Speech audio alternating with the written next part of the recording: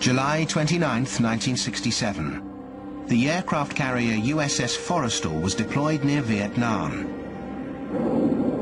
Shortly before 11 in the morning, an uncontrolled electrical surge inadvertently launched a Zuni rocket from an F-4 Phantom jet. The weapon struck another jet. Within seconds, burning fuel and exploding bombs turned the flight deck into a fiery death trap. Sailors rushed to battle the blaze, only to encounter more explosions and a deadly inferno.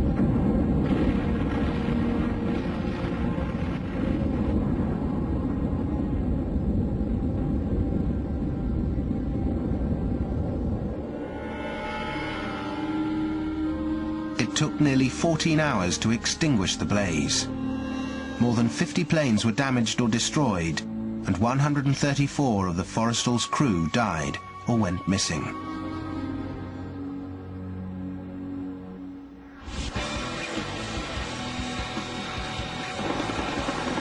In the carrier's most dangerous situations, one team is on the front line. The EOD, Explosive Ordnance Disposal. From defusing a damaged bomb to handling unexploded ammunition, EOD takes the greatest risks of anyone on the ship. Our motto is initial success or total failure, and that summarizes pretty much what we do. One task, defusing underwater mines, requires a helocast. A Seahawk helicopter ride deep into the open ocean. Out here, kilometers from the carrier, the team runs an intense drill, jumping into the water, then climbing back into the low-flying helicopter.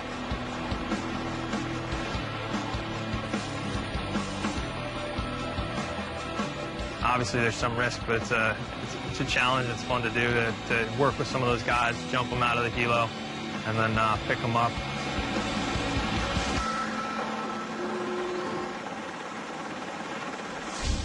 Safety's not just for the EOD crew. Emergency preparedness is a task every sailor on this supercarrier takes very seriously. Step it up, let's go! It's a routine part of life in the Navy. To prepare for emergencies, the crew of the USS Ronald Reagan constantly runs practice drills, sometimes daily. And because they're being watched and graded by their superiors, they're under pressure to perform perfectly. To Captain Terry Kraft, safety drills are a key part of life on the Reagan. You know, this ship can come under attack at any time, and that's why we are constantly drilling and preparing for anything that might happen. The more you drill people, the more they're confident, they absolutely know their roles, the better they're going to be, you know, in a time of crisis. At least once a week, the ship goes to general quarters, a readiness condition where the crew practices drills to ensure the ship's survival. Beat it up, General quarters is called away anytime the ship encounters missile attacks or torpedoes, and that's basically used to set up the highest state of readiness. While crew members simulate attack, damage and fire with flags, another team sets out to assess the ship's damage and confronts and smothers the blaze.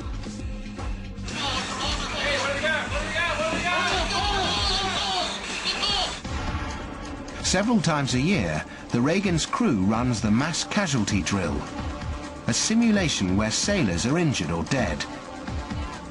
We got a tourniquet on you, we're controlling bleeding, we got morphine on board for your pain, you're gonna be all right.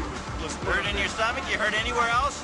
All right, we got open femur fracture, hypotensive. Lieutenant Margaret Brockman is one of the ship's medical officers. What we run is a drill as though a plane has crashed, and today we have 50 casualties on the deck. All right, make sure you notate the card, what time the tourniquet was applied, what time the morphine was given. The medical crew goes to work on the casualties, removing them from the flight deck. It's a massive operation, and one they must practice to prepare for an emergency. He's got an impaled object. His stable object is secured, so he's a delayed, just came down. The Ronald Reagan's been lucky. We've never had need of an actual mass casualty. We shoot hundreds of planes a day, and it doesn't even need to be a combat operation. If one of those planes misses, that's a mass casualty. The wet training is an important drill. Out at sea, an enemy torpedo attack or even a burst pipe can cause a flood. The first crew members on the scene must block the water with their bodies. Then a repair crew arrives and hammers wood wedges into the pipe to plug the leak.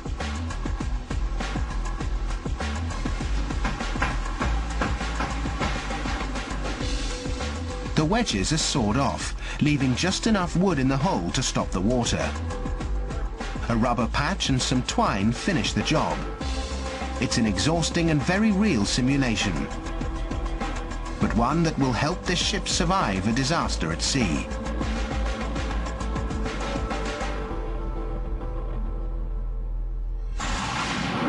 Combat aircraft, weaponry and safety drills are just part of this supercarrier's arsenal of war. Next, we'll look at the USS Ronald Reagan's first line of defense, a powerful phalanx of ships that protect and defend her from attack. To the enemy, it's a big floating target in the middle of the ocean. That's why carrier defense is a top priority for Captain Terry Craft. We've got a lot of ways to help defend this ship against an enemy attack. Layered defense is the key. Good intelligence of what's out there is going to be the key to defending this ship should we have to. The Reagan's layered defense depends on the carrier's strike group. A group of up to 8 smaller ships that work together to surround and shield the Reagan from enemy attack. An aircraft carrier strike group is a lot like a symphony orchestra. There are many pieces of that orchestra that operate independently, and yet they have to blend together. Some of the most powerful ships in the US Navy come along when the Reagan ventures out on deployment. One or more Arleigh Burke-class guided missile destroyers. They're highly maneuverable strike ships that guard the carrier from attack. The group also includes a Ticonderoga-class guided missile cruiser. Its crew closely monitors their radars, looking for threats. Her firepower includes 13-centimeter guns and radar-guided Tomahawk missiles. These regular weapon tests assure Captain Sean O'Connor the cruiser is ready to do its job. Quite frankly, the U.S. Navy built this ship to defend the aircraft carrier. That's why we have it, that's why it's here, that's why I am always within eyesight, 10 miles or so away from that carrier. And my primary mission in life is to make sure she is properly defended. Finally, prowling nearby, there's always at least one highly classified Los Angeles-class submarine. Its mission, seek out and destroy hostile enemy ships and subs. The strike group's ships form a powerful shield around the Reagan. But the carrier's first line of defense, its outermost circle, is the air wing. Flying out to a 400-kilometer radius, the F-18s protect the carrier against air and surface threats. Nearby, the Prowler identifies and jams enemy radar signals so they can't find the Reagan, while the Hawkeye acts like an early warning system. Its radar sweeps around the strike group, picking up distant threats from as far as 400 kilometers away. I'd like to go ahead and now bring it south very slowly. Inside the Hawkeye, the 3-person surveillance crew processes threat identification picked up from the radars and relays it to the F-18s and the strike group ships. 201 and 22. Got it. We're really kind of like a node for the air wing and the strike group, and a lot of information goes through us and comes out of us in order for everybody to execute their mission more effectively.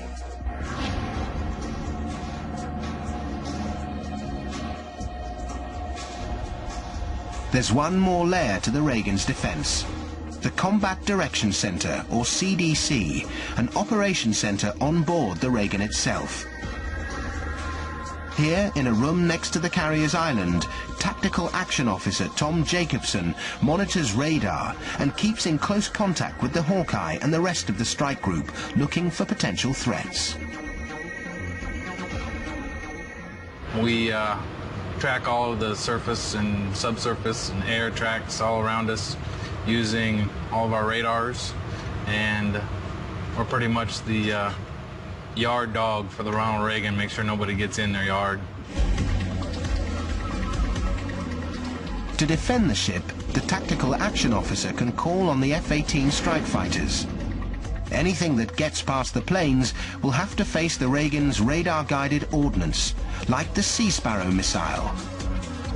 Fired from one of two launchers on either side of the flight deck, these 3.5-meter-long weapons can fly more than 4,000 kilometers per hour to intercept enemy missiles or aircraft. Well, the radars will track a guy all the way in, and we'll determine if he's hostile. And if so, at a certain point, we'll make the determination that we need to use the missiles to unhostile him real quick. And our mission is to make sure that the Ronald Reagan doesn't take the first hit. Fire! Fire! American military leaders send the USS Ronald Reagan out on deployment at sea for months at a time. But when deployment ends, the crew has to prepare the ship for its time off. That's when they conduct one of their most complicated operations. Yeah, these are all Conrep, right? Yes, sir. Offloading most of the ship's 4.5 million kilograms of explosive ordnance.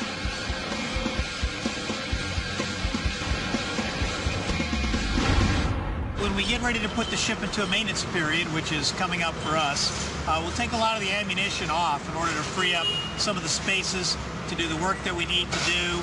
And then once we deploy again, we'll load that ammunition back on. The first task, clear the hangar bay to make room for huge stacks of ammunition. To do this, the crew moves every plane to the front end of the flight deck and parks them only centimeters apart. The plane's combined weight causes the ship to lean to one side. So the ship's engineers balance the supercarrier by pumping water and jet fuel to the other side. The carrier's crew begins the operation by shooting 4 pairs of lines across the 48.77-meter gap.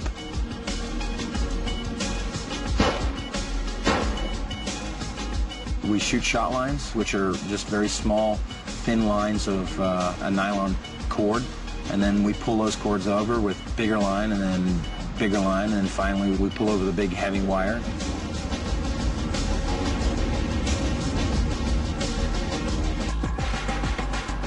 When the Reagan's weapons are ready, a Navy ammunition ship comes alongside, and stacks of ordnance make the 48.77-meter journey across. To make the transfer, both the carrier and the supply ship must maintain a constant speed and an exact distance of 48.77 meters apart for 3 to 6 hours. If the ships stray off course, the wires could stretch and snap, recoiling like a deadly whip. The longer you do it, the more chances of a safety mishap happening. So we want to do it as safe and as smooth as possible.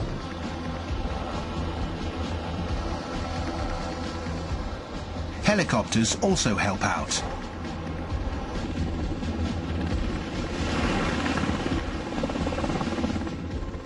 By ferrying bombs through the air.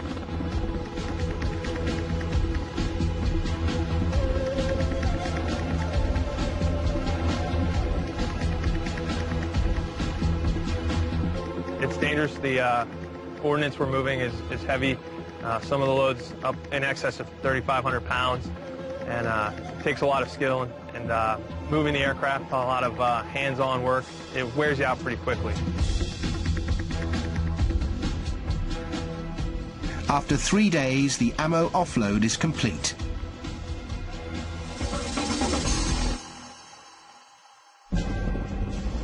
When the ammunition is gone and the last aircraft mission has been flown, the USS Ronald Reagan heads for home.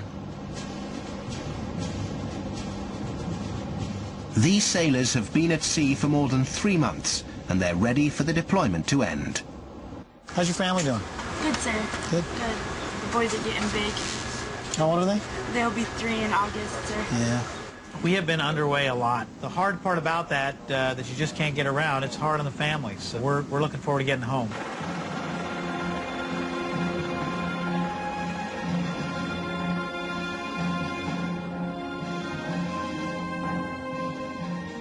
The ship sails back towards her home port in San Diego, California. But first, it makes an important stop at Pearl Harbor, Hawaii. To honor American sailors lost here during World War II, the Reagan's crew mans the rails for close to 2 hours, including a 15-minute salute to the USS Arizona Memorial.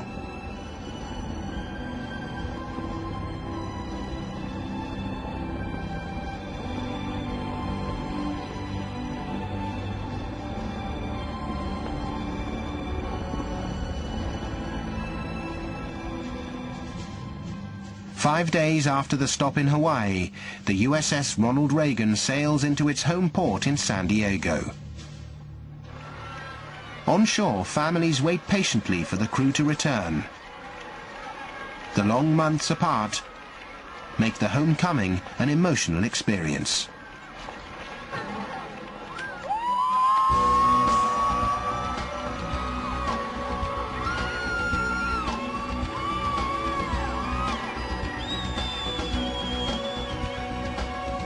According to Navy tradition, sailors who've become new fathers during deployment are the first on shore. It's a powerful experience as they meet their newborn children for the first time.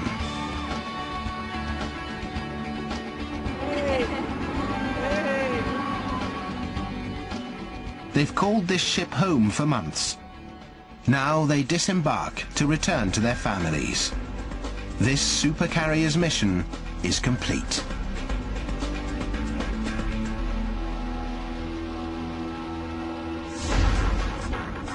But it won't be long before the USS Ronald Reagan, the world's largest mobile combat airport, is back out at sea.